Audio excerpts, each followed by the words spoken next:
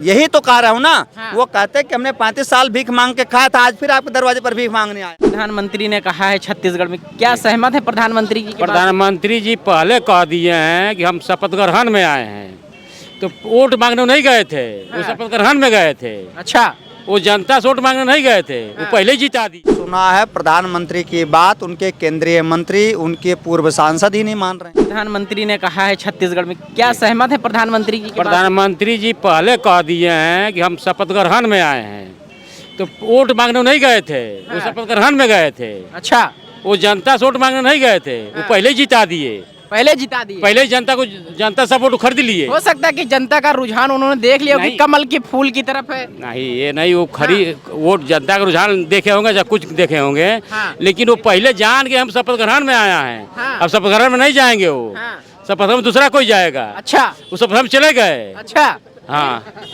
शपथ ग्रहण पहले ही चले गए। तो प्रधानमंत्री ओवर कॉन्फिडेंस में है क्या? नहीं, कहने का मतलब है कि आप लोग से वोट मांगने नहीं आया हूँ। शपथ ग्रहण में आप लोग आइएगा, सरकार हमारी बन चुकी है, आपकी जरूरत नहीं वोट देने मत जाना। हाँ जी।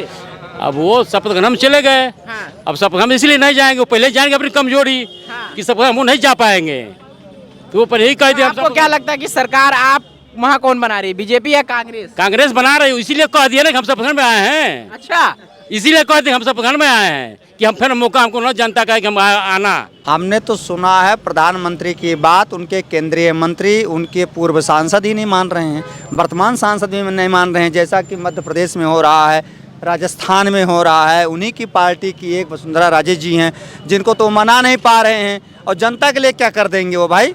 ये सोची समझी रणनीति है। और प्रधानमंत्री तो जो नरेंद्र मोदी जी मुख्यमंत्री बनेंगे नहीं, और वो आमंत्रण कैसे देंगे जनता को? बता रहे कि समझिए कि हमारे यहाँ से अगर ये कहते कि हमने 35 साल भीख मांग के खाए थे, हम आज से भीख मांगने आए हैं, तो शायद जनता उनको एक्सेप्ट कर लेती। ये ज्यादा महत्वपूर्ण था। अब तो प्रधानमंत्री अब कहाँ? हाँ, अब तो प्रधानमंत्री है ना। अरे पहले भाई होंगे। यही तो कह रहा हूँ ना। हाँ। वो कहते हैं कि हमने 35 साल भीख मांग के खाया था, आज फिर आपके दरवाजे पर भीख मांगने आया हूँ। आज प्रधानमंत्री ने भीख मांगने आया हूँ कि मुख्यमंत्री बनाइए, हमारा मुख्यमंत्री दीजिए। तो राज्य में बीजेपी सरकार को वापसी की बात कर रहे हैं। अरे वो हर कोई कहता है यार, जब दो पहलवान लड़ते हैं तो हर कोई कहता है कि हम जीतेंगे। मैं आज आपको बताऊं, एक बार अटल बिहारी वाजपेयी जी यहाँ से लड़े थे, 1.5 पन्ने का अखबार एक सज्जन निकालते हैं चरित्र विकास के नाम से, पंडित भगवंत प्रसाद पांडे, वो भी यहाँ पर टिकट दाखिला किए थे। वो कहते थे अटल जी की जमानत जब्त, हमसे वोट नहीं पा रहे हैं, अटल जी की जमानत जब्त। बाद में पता लगा कि उनको 15 वोट मिले थे। 15 समझे? तो जमानत जब्त हो गई अटल जी की, अटल जी के नाम की जमानत जब्त हो गई ना, जो नाम लिया था।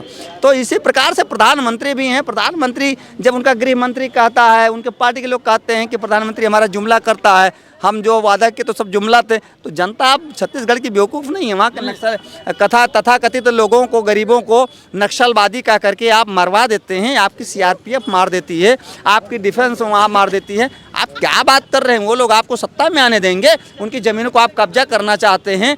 जब उनकी ज़मीनों का अधिग्रहण आप कर रहे थे फैक्ट्रियों के लिए, उन लोगों ने आंदोलन किया था, गोली चलाई गई थी। वो चीज़ छत्तीसगढ़ नहीं भूल जाएगा, छत्तीसगढ़ की जनता नहीं भूल जाएगी।